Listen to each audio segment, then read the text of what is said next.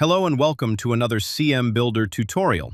In this video, we're diving into the collaboration tools available within cmBuilder, including multiplayer mode and the commenting feature. Let's jump right in. cmBuilder's multiplayer mode enables multiple users to engage with simulations simultaneously, with only one user editing at a time.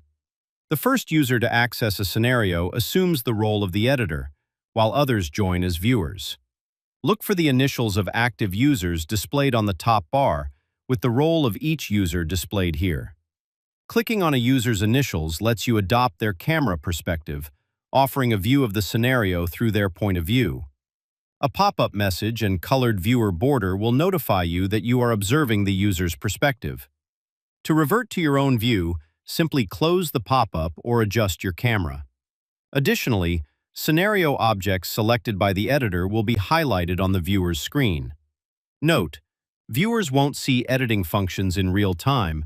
They will observe the changes once confirmed. Next, let's look at the commenting tool, which allows you to add notes directly onto the map, tag other users, and address questions efficiently. Activate this feature by clicking the Comment button at Toolbar menu. Hit Add Comment, and a blue balloon pops up on your screen. To change the position of the balloon, click at the desired location in the viewer or move it using the handles. On the right side menu, describe your comment, linking it to the relevant milestone. You can tag other users by using @ followed by their name or clicking on the icon to see the available users you can tag.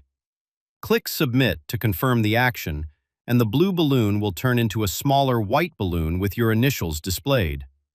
Once confirmed, the tagged user will receive an email with a link to open the scenario using the comment camera angle and milestone. As soon as the tagged user replies to the comment, it will appear in the reply section in the right-hand side menu. You will see a notification on the comment tool and also be notified by email.